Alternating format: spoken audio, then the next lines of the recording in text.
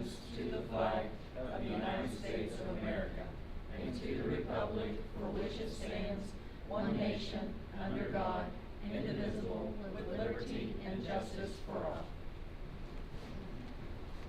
Okay, roll call this evening is for board members present, and Dr. Jackson will be joining us this evening by phone. Okay, first up is approval of the agenda and items to be tabled, postponed, or removed. I have listed on here, I need you to, it's L1D, L1E, L1F, L1R, L1S, which are all under personnel. I also need you to add N1 and N2. We do not have supplements or transfers today. Okay, do we have a motion to approve as Superintendent Hawk mentioned? Ms. Keene will make the motion, Mr. Hall will second. All those in favor, please signify by saying aye. Aye. Motion passes. Next up is approval of the minutes from the regular meeting on August 11th, 2025. Do we have a motion for approval? Mr. Nelson will make the motion. Mr. Hall will second. All those in favor, please signify by saying aye. Aye.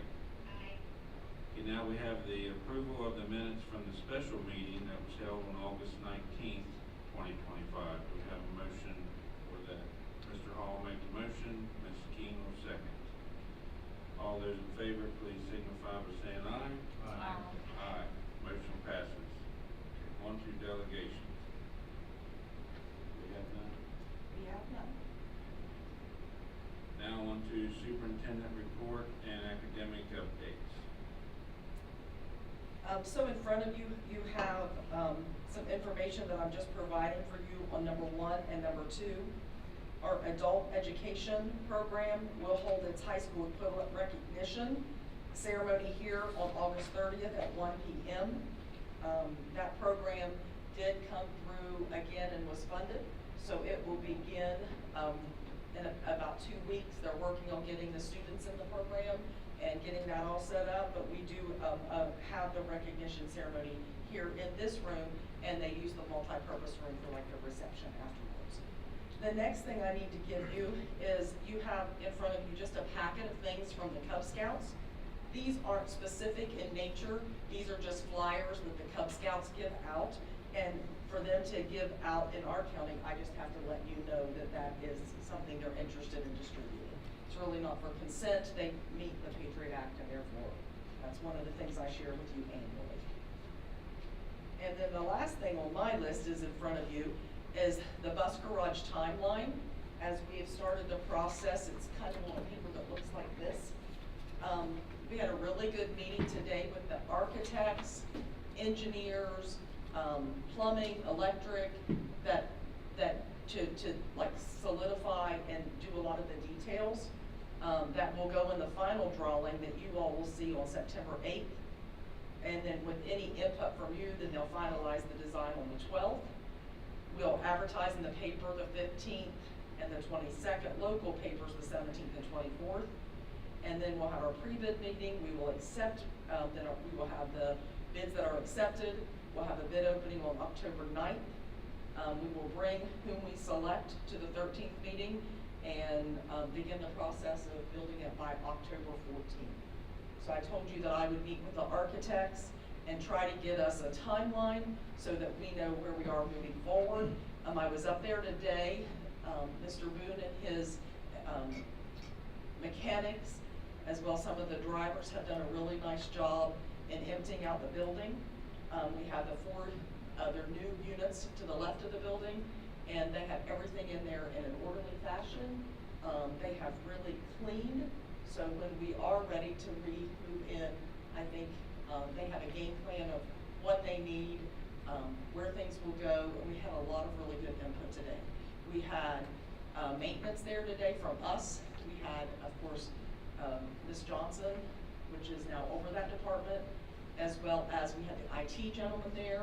So we were able to work on, specifics. Do we need a key card or a regular key? Where do we want this door? Where's the access point going to go? We did a lot of very detailed work, and it was good. It was a little warm up there, but at least it wasn't as warm as it's been. and we have got that process ready to move forward. So I wanted to share with you where we are on that. And other than that, that is all I have this evening. All right, thank you. Any questions? How many of the adult recognition will it be, or process? You know, I don't know. This year she didn't tell me. She only tells me afterwards as we're setting up, and I didn't think to ask her. I went down and talked about how we're moving forward this year, but I'm not sure about this year. But I will let you know at our next meeting, because that will be following it. We'll have some information from her. I have one question. What's the name of the company? For what? The bus collection. There is not a company yet. We just work with the architect firm that we hired, and I'm not really supposed to answer your question, but I will. That's our architect firm. All right. On to director reports. First up will be Mr. Clevenger, Chief Instructional Leader. There's not Please reorder. stand up. Oh, you're. They're switching orders. Switching orders. Could be Ms. Wagner. Thank you, Bill. Jacob's trying to confuse me. You're okay with that? Way it is. So first, under personnel, what I just handed you is our personnel projected timeline to keep us on track this year with personnel. I also wanted to say thank you for posting that limited athletic sports trainer for us. And we have someone that is hired, and we're waiting for all that to go through. And a huge thank you to our nurses and EMS services here that are helping cover until we get that person. So you have our timelines. Then I'm going to jump over to professional development. When Jacob and I were here last meeting, we talked about some of the things that were going to happen at the school on opening day. So I wanted to let you know, even before that opening day, each of our staff have to take some video training that they do on their own, and that's to help us stay in compliance. And we make sure that everybody has taken those and we have the right videos assigned to them. But then on day one, we had some speakers come in on a program called CHAMPS that is for classroom management. Then we've asked each of our teachers that were in those programs to give us some feedback so we can look at that feedback and see how it went. And those were very positive. Some of them said to us, it's given us new materials to utilize to help with student behavior. This is getting the school and the county on the same page when handling student behavior and classroom management. This should help us manage our classroom and decrease behaviors. And it help our students be more engaged so that we have less behaviors. We also worked with all of our service personnel on compliance of CPR and things that they needed, and that was our professional development. We are also going ahead, and we never seem to stop here, and we're looking into October for that PD day and what we're planning for our staff then. Mr. Clevenger and I also talked at the last meeting, talking about what we were doing with live grades that's going away, and our parents have been used to using that, and our students have. And so we're going to a new communication tool called Rooms. And so now anyone that has our app down on their phone, they can open that up and they can click on Rooms, and their students or any of their teachers, they can see the teacher, they can see messages from the teacher, and they can send messages back to them. And that is now working. Also, Weavis, our parents are now going to be able to have access to log into Weavis and see their student grades. We are working in the next week to really market that, put it out there on our website, send some messages home, and then our schools are trying to set up meetings at their school to ask parents to come in or guardians that need help getting those set up. And so that's what we're going to be working on the next week or so. We got it? Yes? Something for the paper that if they want to search for the app, either students or parents, on the App Store, it's called Ritchie County School District. It has a picture of our school logo. Well, it has a picture of the Board of Education school. Logo. Old, maybe it's a little bit of an old logo, Yeah, but they need it's that. the state of West Virginia. It's blue with a circle. It says Ritchie County School District. And we hope to put those directions out there on the website this Yeah. week. Yep. And with that, you'll put a QR code too, right? Yes. Any questions for me? Thank you. I'll be looking forward to checking my boys' grades. Will they do Will they it? I don't have to do grades, but Bryson, yes. Now we've got Mr. President. And just as a follow-up quickly on what Mrs. Wagner had said about the events and things that are taking place for parents, I saw just today that Harrisville Elementary posted, I think it's called Grilling with Gators, where we're going to have a cookout after school and invite families in to go through some of that process. So the schools will be having different engagement events to bring parents in and keep them in the loop with what's going on in that, because we've used live weights for 20 years, so a little bit of a change, but one that will be successful. So I will be going over this evening summative assessment report for the school year 25. So that is the assessment report from the spring. I know Mrs. Hott had gone over some of the highlights and key points with you guys previously, but I'll be diving a little bit further into it. You should have a packet in front of you with information pertaining to the assessment. So the first kind of page you'll see will be the cover page, and then some information about just what the assessment entailed, right? So who took the assessment, what grade levels, what they're looking for, and also a note that says that you'll see throughout this, all data shown for the most part is from school year 22 through 25. So this will be the year, not the year following COVID, us coming back from COVID, but the year following that. So the past 4 years of information. So starting over, we'll just give her a brief kind of high overview of the assessment information for both math and ELA and the percent proficient. So on your left-hand side, you can see the percent proficient for mathematics. As you can see over that time frame, we've made an 8% growth. I'll talk about growth a little bit, but 8% growth is a growth mark that we're proud of. And the 47% mark, which would encompass all grade levels, is the highest in math that Ritchie County has ever scored. Same with ELA. So you can see again an 8% growth from school year 22 through school year 25. And that mark got to 53%, which once again is the highest that Ritchie County has ever been. Both of those, as Ms. Hott mentioned before, rank within the top 10 of the state. And again, something that we're proud of, and you can see, although we do perform well continuing to grow, right, we'll show information as we go throughout this that although we perform well, you want to keep going in that direction, right? Until that says 100 or 100 plus, we're never satisfied. So we're going to keep working and raising those marks, but again, proud of the work that has gone on from all of our teachers, from every person that works in any of our schools in any capacity, from bus drivers, cooks to custodians, all of it. I tell people any chance I get, including you guys and the work that you do, I feel confident that no group of employees in the school system has more of an impact than Ritchie County. Based on the population that we serve, we should kind of not be where we are sometimes, but I know that we get those results based on the hard work that we see throughout all of our schools. So first we'll start with math. A little bit more information on here that just breaks down what that looks like in certain grade levels over time. I had the opportunity to meet with our Professional Development Council briefly before this meeting we had this evening at 4 o'clock. And we discussed this information to look at it to kind of see what our target areas are and where we want to aim some of our resources moving forward.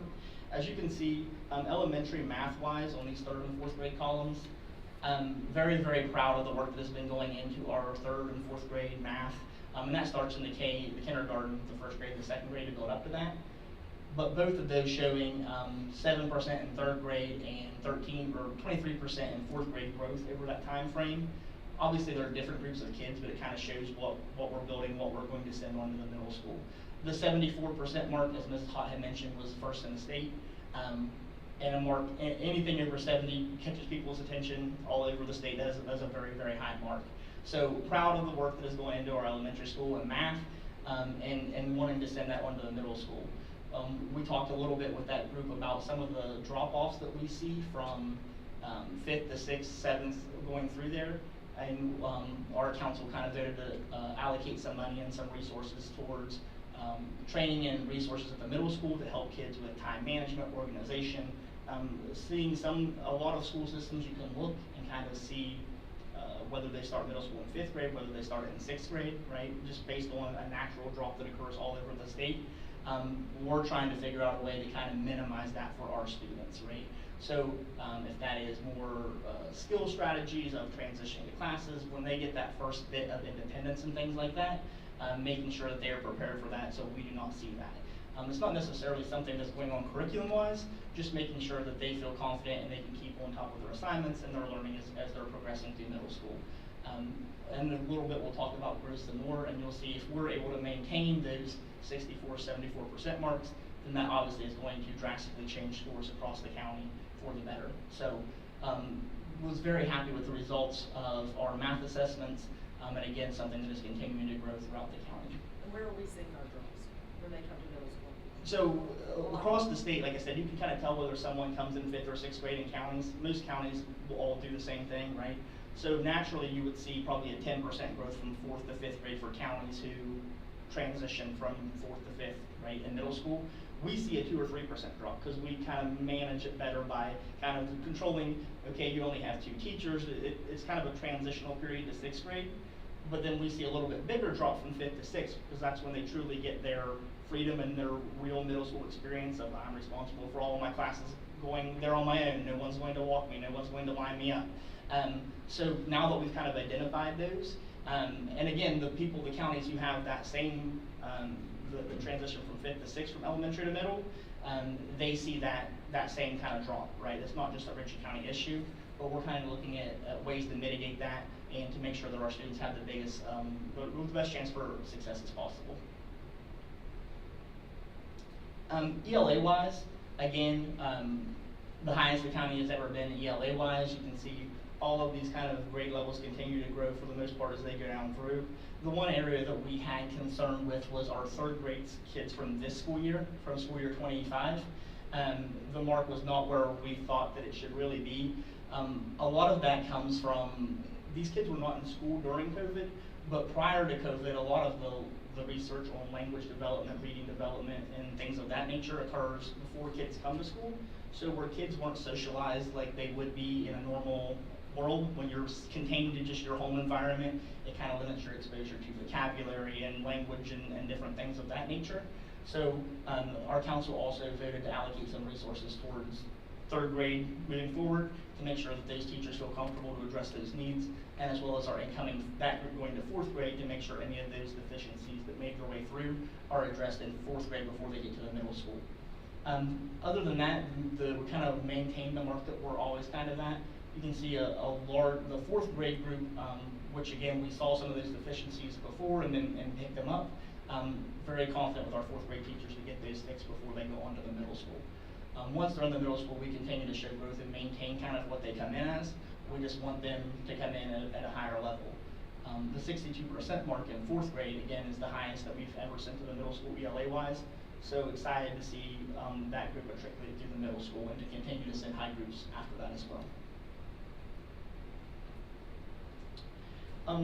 Historically speaking, that is available back till 2010. I will point out that at the mark of this 2017 kind of mark here before it transitions, everything this way is the new assessment, the one that we currently do. Everything the other way, this way, is the old West Test assessment, right? So different assessments, although you can look through and the results are fairly similar, and it's just comparing 2 different assessments. So you can see prior to COVID, which is this 35 mark here, we were on a trajectory to kind of get to where we're going now. A little bit of a setback during COVID, which happened to the whole state. Since that point, you can see that we've made 15% growth over that time frame to get to that 50% mark. This is a combination of both ELA and math. Again, that 50% mark is the highest that our county has ever been, right? So when you're looking at that, you go from 42 to 46 to 47 to 50. On overall growth, anything above 1% typically is a pretty good growth rate. So very proud of that. Excited to see where that goes, and I'll show you some information a little bit about where we think that could go and what it could look like moving forward. Just to give you an idea of what growth looks like, the area that says top, that is the county that showed the most growth in the state. Oftentimes these are counties that are lower performing. It's easier to show growth if you have a lot of room to grow, right? So the top county last year, or over the past 3 years in ELA, showed 14% growth. where we showed 7% growth, or 7.3. And during that time, the state showed 5.72. So although we were in the top realm of counties in performance, we were growing more than half the state, right? Which is good, because a lot of the counties that are in that top threshold are not counties that perform high. The same for the most recent, the MR stands for most recent year. So last year, the highest county was 11.6, we were 2.72, which is a little bit above where the state was. A lot of the growth that the state is currently showing is due to the Third Grade Success Act. We've talked about that here before. A lot of the things that we have done all along, the rest of the state's starting to catch up with due to legislation, which is a good thing for the state, but also raises that kind of threshold of the growth rate across the state. So even with that being said, we're still outperforming that, which for a high-performing county is a good thing. Math-wise, the most recent 3 years was around 13% for the highest county, and we were at 8. That 8 mark is very, very high for a county who is already in the top realm of the math in the state. So to be in the top 10 in math and still have 8% growth is pretty incredible for the work that our teachers put into that. Meanwhile, the state was at 5% on that. And then last year, like I said, anything typically above a 1% mark is pretty good growth for a year's time frame, and we were at 3% last year. Again, the highest was 9%, and the state was at 2%. So the whole state is growing as a whole, but we continue to kind of outgrow that mark, which helps us kind of keep our status and keep us where we want to be in the trajectory we want to stay on. Elementary overall proficiencies, just very quickly touching base, so you can kind of see where those are going through. This is a combination of ELA and math both, right? So the same mark that I had showed back on this slide of where we're at 50% as a district, this kind of shows each of those schools. So you can kind of see Creed's kind of right where the district is on that. Harrisville was at 60%. As Mrs. Hott said, Harrisville had made some pretty incredible growth over the past couple of years, which we're very proud of. And then Smithville Elementary, despite being high, is continuing to grow each year as well. For the middle school and high school, again, the middle school kind of hovering right around where the county is, right around that 50% mark, a little bit below. Again, though, we understand some of those drops in math-wise that were causing that. ELA-wise, I believe last year they were around 52, 53%. So the math is bringing them down just a touch, and like I said, we have a plan to kind of try to address that. High school-wise, a lot of their scores are brought down by their math scores, and also the mark that is around this 41% mark was I believe that group was first in the state and the highest group that we've ever had. So different groups of kids, you're not looking at the same group of kids every year, particularly with the high school where you're only testing one grade level, right? So we have a super high group come through, they blow the chart off the water, but then we kind of maintain where we're at with the others. Again, trying to grow that and get that mark up higher, and we understand some of the deficiencies that we've found there. We had a meeting on Friday where they will start using IXL and collecting some data more frequently. Historically, there have never been good tools for high schools to collect academic data. We feel very confident that IXL will help do that and then help drive those numbers at the high school as well, which will be a benefit to them. Explain a little bit. They realized that we've had iReady in the middle school, and we've gone to IXL. So explain a little bit. We've done this week was our first benchmark assessment in all of our elementary, middle school. So kind of give them a feel for how that went as far as the data that they're going to get. Yeah, so the elementary will continue to do the iReady assessment as they have in the past. The middle school started today for the first time, the IXL diagnostic. Today was day 1.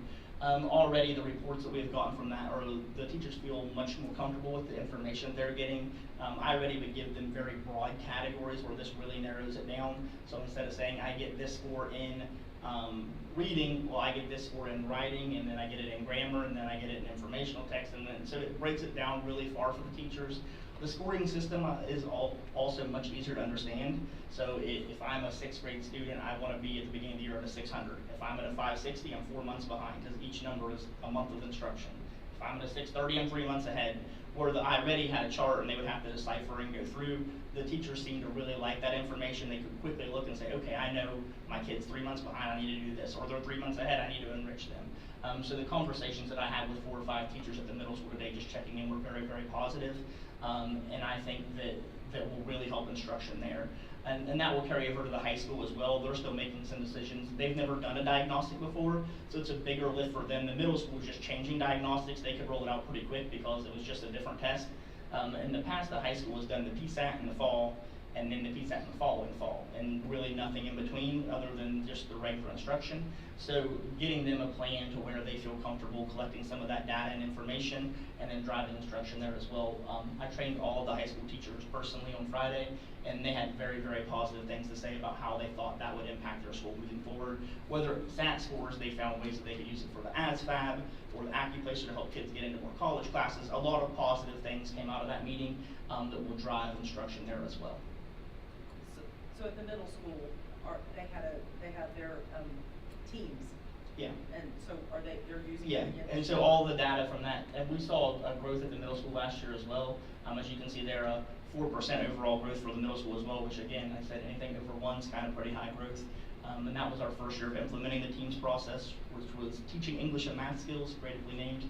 And they use a lot of the iReady information last year, but now they've switched to IXL, so those kids will kind of get information that is geared towards what that data shows that the grade levels need. And again, circles back to the math conversation of we'll identify standards and different items from the test that kids need help in or support in, and then support them through that time. I have a couple questions on that slide. For sure. On the high school scores, those are determined by PSAT? It's SAT, the SAT school day. SAT scores. Yeah. And they're pretty substandard compared to the whole school system when you see pretty much staying 32, 33, 33, and I Yeah. appreciate you guys focusing on working on that. Is some of that difficulty because a lot of kids, which I really love, go to Maltai? I think if juniors and seniors, I think 50% of our kids go there. And a lot of their focus kind of shifts to career-based stuff and maybe not so much PSAT scoring. Potentially, yeah, yes and no. I mean, would it have some impact? Absolutely, it would have to have some impact. That number being where it is, mainly, it impacts math more than it impacts ELA. So if we circle back a few slides, or if you flip back a few slides, you would see that the past year that math, or ELA was at 53%, right, where the math was lower. So that averages out to that 33% mark. But that 33% mark really is, well, math's lower and the ELA is higher. The ELA is consistently kind of staying the same, where the math is being impacted more. So would there be an impact from Maltai of some students potentially not taking as many higher level math courses because they go to Maltai for half a day? Absolutely, right? With that being said, the number still needs to be higher than what it is, because that percentage of kids don't go to Maltai. The math doesn't add up. The math scores aren't good in high school. Right, yeah, and part of the middle school conversation is too, like, part of what we're seeing when that dip happens from 5th to 6th grade and then we can't really recover from it, is sending them higher kids, right? So that's all going, we have 4th graders this year at 74% proficient. Yeah. We need to send high school kids there with 70% proficient, right? We have to keep those steady.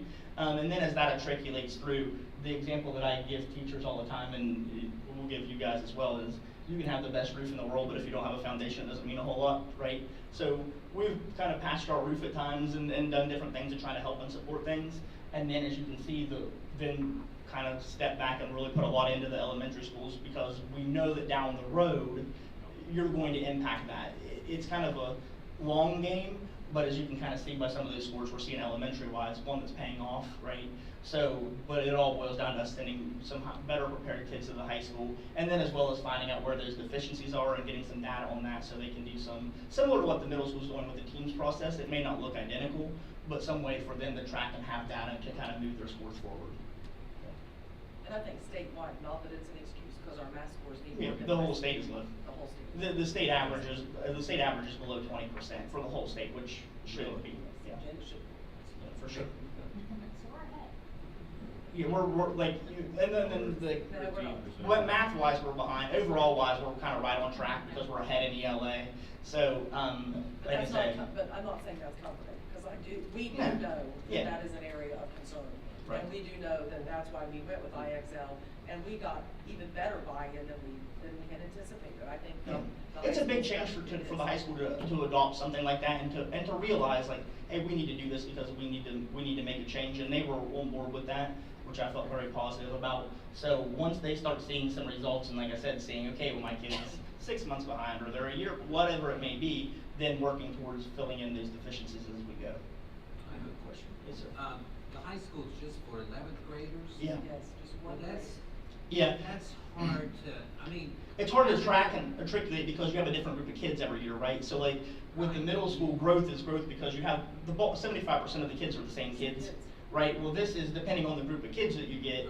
Some kids outperform other kids, right? So it's hard to track over time. What's the reason for only doing it with 1 year left? State legislator, I don't know. Oh, yeah, state.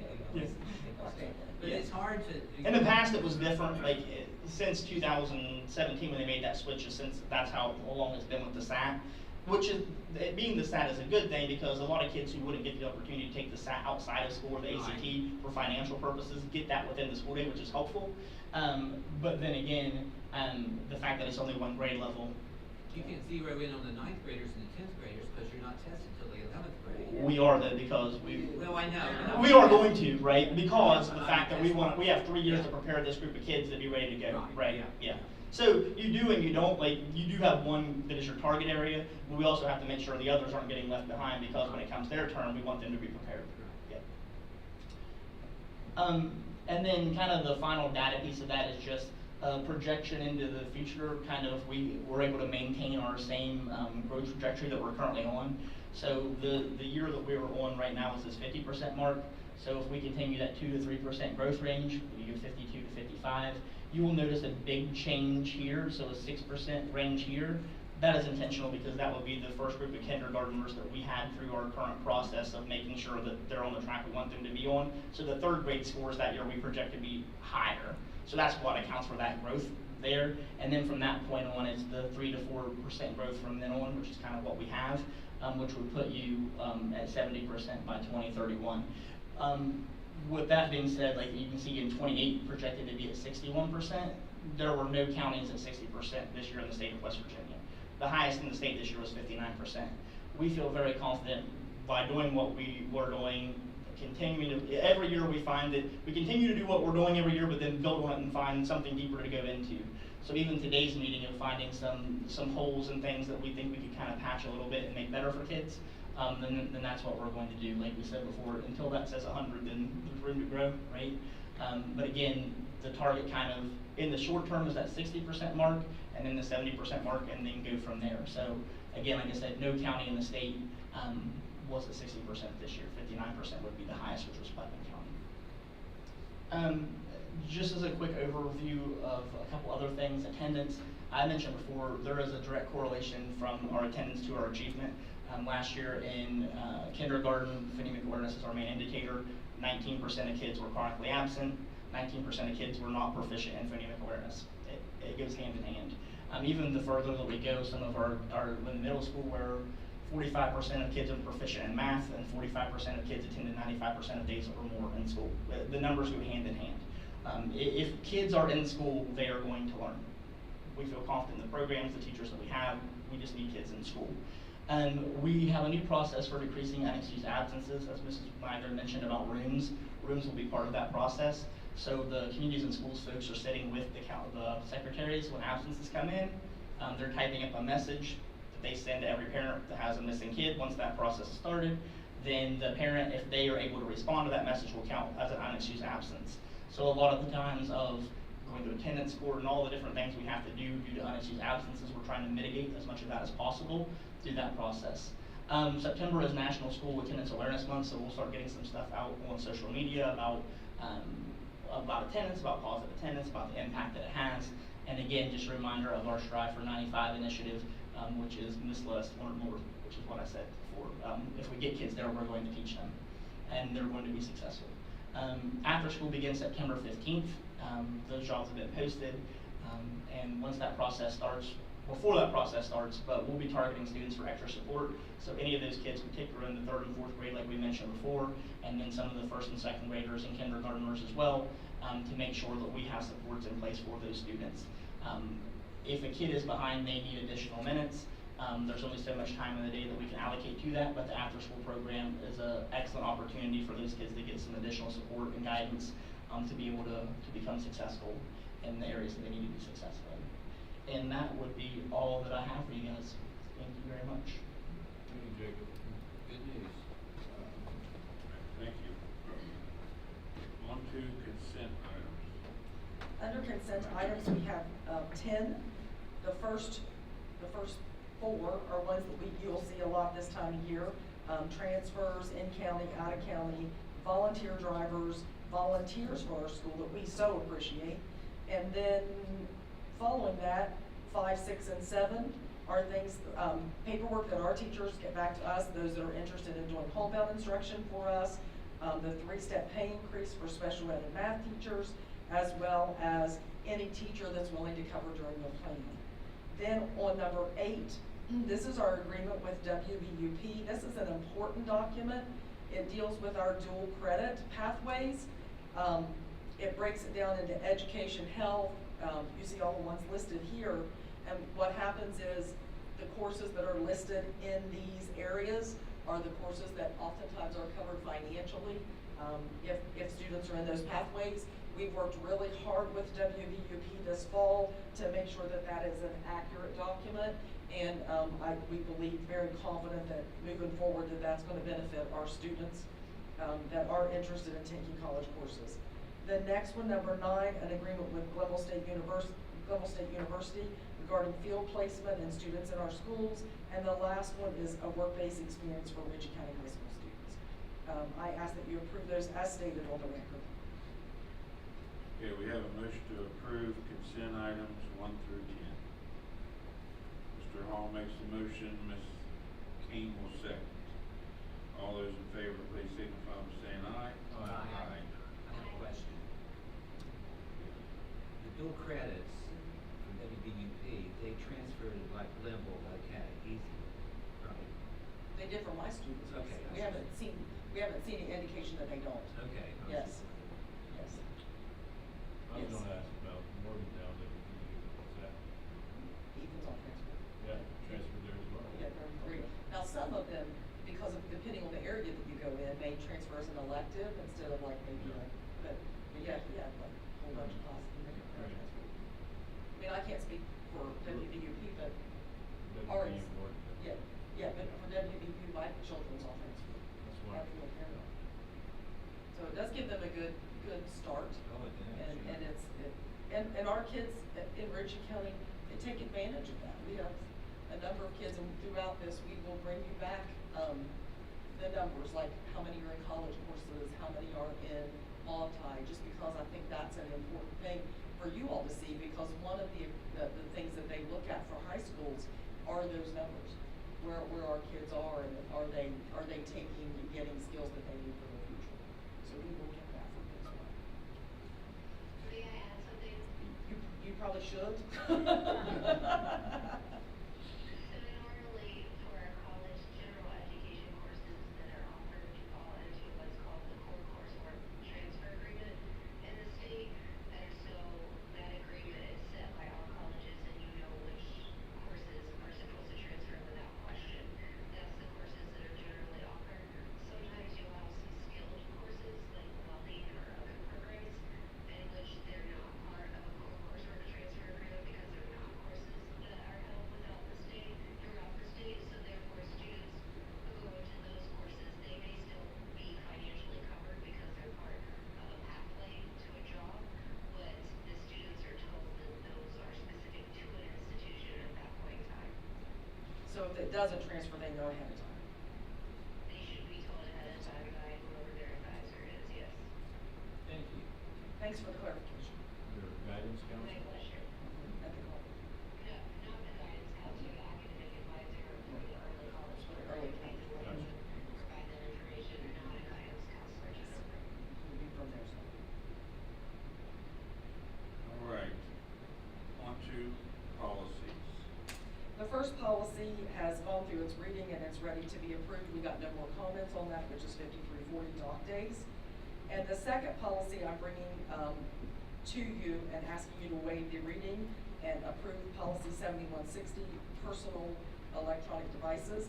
But I want to spend a couple of minutes on that, if that's okay. Yes. We received guidance as we brought to you, kids call it cell phones, some kind of electronic device that they own. I came before you and said, state code now says we don't have a choice. We have to respond this way. Prior to that, I had met with the new high school principal, who felt like last year they managed it well, it wasn't a disruption, but we followed state law because that's our job.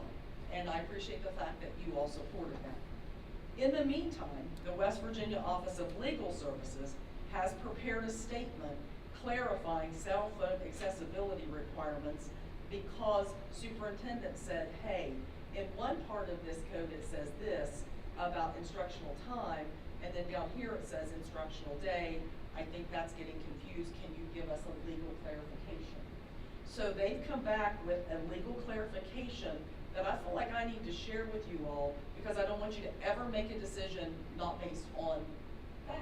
And we did base the decision on fact, but the legal interpretation is, it changes what our decision was. Maybe, it's up to you all. The decision was based on, that's what we have to do. It now says, personal electronic devices shall not be accessible to students for use in a classroom setting during instructional time. Not instructional day, when they defined it from the instructional day was bell to bell. It now clarifies it as instructional time. Then it says, here's the code, you can read that in. Outside of the classroom setting during instructional time, county boards are now retaining the discretion to craft their own policies regarding personal electronic devices as long as it falls in line. So what they're saying is, you did what we told you to do, but now we have clarified it through legal counsel that the intent of the code was not how it read. And so they gave it to us in writing that said, here's what you're looking at. And so what that means for us is that in front of you, you will have, it's in yellow where it says high school. A policy I'm bringing in front of you today, you guys can look at it, you can say, we don't want to do that, or maybe we do, maybe we don't, we can look at it, maybe do it later. The only part that it really changed was some of the definitions they gave. I took those out, and I gave you a copy of our original one as well, so you can compare them. So I don't want you to make it, and if you don't feel comfortable making the decision tonight, that's okay, but you have it to look at.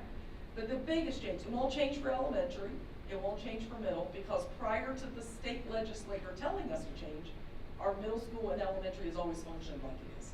And I think that our principals, our school system, even when we felt like we had a policy in place that worked, that's what this one read anyway. The biggest change for us was at the high school level. And so if you so choose, we could say we'll be allowed to use the personal devices before school, after school, and during the student lunch break, unless within the academic wing of the school where they must be silent and put away. So that would mean if I'm at Help Lab, I'm at the academic part, the whole meaning behind this original policy was to not have phones out and disrupt instruction. And so, Help Lab and being in the academic part of the wing of the building is instruction. All other times, including, but not limited to, excuses from class to the restroom or any other designation classes are considered part of the instructional day during which all pets would be prohibited. So if I'm walking between class, I can't have them out because I'm in the academic wing. I can't have them in the bathroom because it already says that in another part of the policy. They're not, you have the right to privacy, they shouldn't be in there. So you wouldn't have them in the academic part of the building. The instructional day is defined as time from the start of the first instructional period to the end of the last instructional, including transition between classes. And then, so what we would do is allow them to have it during the lunchtime if you choose. But then we would also give our school administrators the right to limit the use of them if they find that changing this starts a disruption to the educational process. So basically going back to what we had, I've met with the high school principal. She said things are going well. Kids have been very good about it. They're not like, give me my cell phone back, but they understand it's in code. Now it's our decision what we choose to do. I did call the state superintendent and spoke to Michelle Blatt and said, what's happening across the state? What are other counties doing? And she says it's about 50-50. Some are staying the course, some are changing it back. It's but they all have different reasons. Like some schools are staying the course because maybe they have 2 lunches. So kids at one lunch would call kids at the other lunch, there's no calls. So their structures made differently, that might cause them that panic.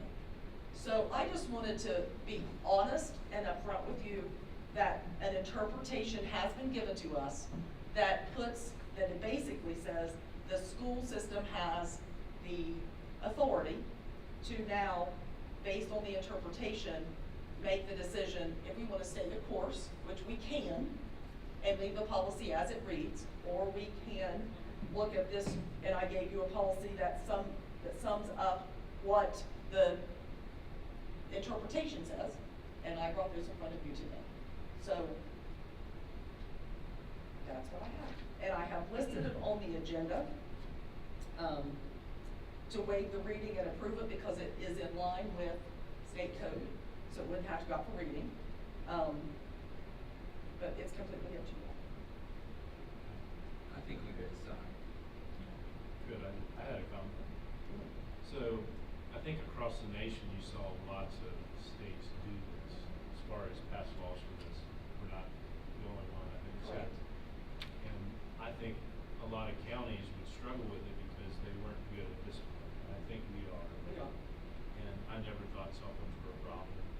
I know some other surrounding counties where they were a problem because they stunk at discipline. And it got out of hand and teachers were getting mad and they would welcome a policy that would help them control it, but they just weren't doing their job to control it. So having it out at lunch, which this is what this change is all about, the kids would love it, and if you want to give your kid a cell phone, I mean, why wouldn't they be able to mess with it at lunch, is my opinion. And I think they would like it. It's also very handy for parents who have athletes, and you're trying to schedule who's picking you up, when, if you're early dismissal, when, hey, can you get your sister from the middle school, which I deal with all the time. And it's a very handy communication tool because you would have to wait till right at 3:15 or 3:17 and get everything figured out. And it's very handy for parents who are already used to communicating with their child that way. So that's my opinion. And I think, as the state superintendent said, I think you will find it both ways. Some people think, yep, we should do it. Some people say, no, I don't think we should do it. But like you just stated, a parent also can control that. You don't want your kid to have your phone out at lunch, and it is the rule. And it worked for us. And it So did. that- But I think in this policy, we gave the administration the right in the school. If it blows up and it goes the other way, they have the authority to run their school and manage that part of the day. I agree. Okay, regarding policies, do we have a motion to approve the new policy 5340 and to waive the reading and approve the policy 7160? Mr. Hall will make the motion and Ms. Keene will second. Is there any more discussion? The only thing I want to say is, I have met with the principal, and we will give her time to implement this. She has some ideas of how she wants to do it, to make sure she has signage up, to meet with the kids. So that's another reason for that one line in there, that gives her time to get it started. And it may be as early as tomorrow, it may be in a couple of days, but we need to let her roll that out to make her school successful. But everyone that's listening to this, every child's going to go, we've got to make. Right. Well, I hope they use them wisely. I think that we need to teach them that skill. That if you've got. Ms. Hott, thank you for Good. doing the research to know exactly what it means on the state level and the definitions. We appreciate that. You're welcome. I'm hoping it goes well. Yes. So thank you. Okay, we have Mr. Hall make the motion, Ms. Keene will second, and all those in favor, please signify by saying aye. Aye. Motion passes. Now on to personnel. I've broken personnel up into 2 sections, I believe, maybe 2 sections. The first is employed some substitute teachers, restricted subs, and then we have some cooks. So look, you guys, we have some custodians. I'm so excited. We do have one full-time position. Mr. Davis will be transferring to Smithville. And then we have some mentors for our new teachers. And Cody Masters, who did work as a non-paid assistant for the boys basketball coach, back again this year. I ask that you approve those as stated on the record. Okay, we have a motion to approve 1A through C and G through P. Mr. Nelson will make the motion. Do we have a second? Yes, Mr. Hall will second. All those in favor, please signify by saying aye. Aye. Aye. Motion passes. Now, after-school program. Yes, the next section is for our after-school program. Those are run at our elementary schools. These will be teachers that will be working, with the stuff that Mr. Clevenger went over a little bit ago, and a program that we have just in place for this, and that would be Bernita Holberton at Harrisville. We have, 4 teachers at Creed, Ann Post, Lee Ridgway, Lauren Cram, and Elena Jones. Smithville, we have 2, Karen Klein and Kristen Stewart. And then we have 3 cooks, Teresa Dwyer, Linda Goodnight, and Rose Raleigh. I ask that you approve those for our after-school programs. Okay, we have a motion to approve as Superintendent Hart mentioned for the after-school program. Ms. Keene will make the motion, and Mr. Nelson will second. All those in favor, please signify by saying aye. Aye. Aye. Aye. Motion passes. On to the payment of bills. I ask that you approve the payment of bills in the amount of $209,935.03. Okay, we have a motion to approve. Mr. Hall will make the motion. Mr. Nelson will second. All those in favor, please signify by saying aye. Aye. Aye. Motion passes. Now on to financial request for approval. We only have one financial request for approval, and it's actually kind of a correction.